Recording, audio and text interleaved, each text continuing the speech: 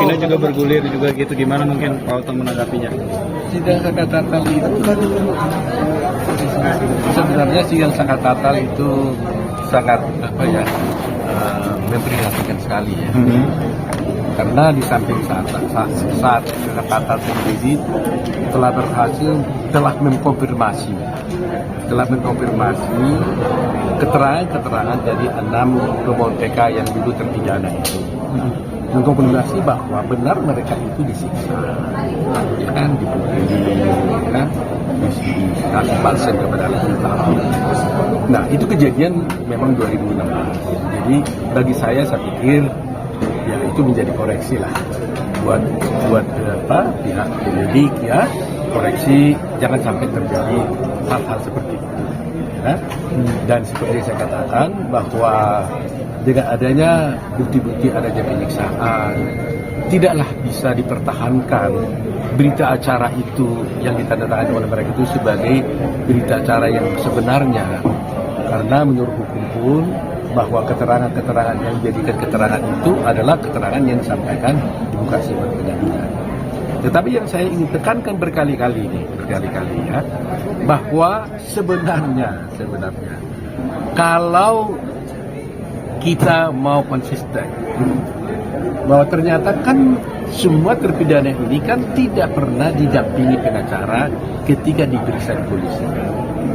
Menurut hukum, seseorang yang diperiksa di penyidikan di polisi, ya, tanpa ditawarkan pengacara, tanpa didampingi pengacara, itu adalah batal itu berita acaranya dan dia harus dibebaskan. Apalagi terhadap atau tersangka yang diancam hukuman 5 tahun atau lebih, akan 15 tahun, maka berita acara itu harus batal dan dia harus dibebaskan. Ya, karena dulu ceritanya itu kan begini. Di Amerika ada namanya Miranda Rules. Miranda Rules itu adalah seorang bernama Miranda berperkara dengan negara Arizona. Dia merasa ditangkap, tapi dia ditangkap dan diadili, padahal ketika itu dia tidak ditawarkan bahwa dia punya hak untuk didampingi pengacara. Nah, ini sekarang hal itu telah diadopsi oleh KUHP kita, Miranda Rules ini.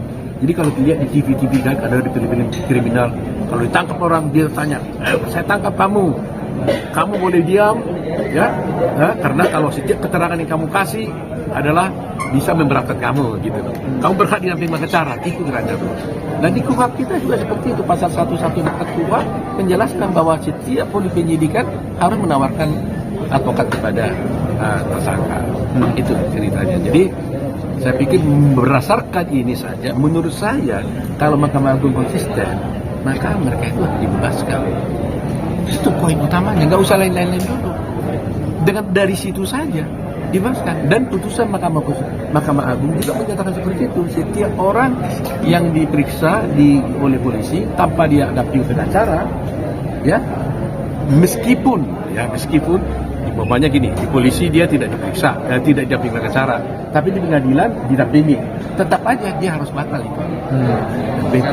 Cara hukum itu perlu disampaikan kepada masyarakat supaya tahu kalau dia diperiksa besok dia berhak punya pengacara, dan polisi wajib menawarkan itu kepada seorang.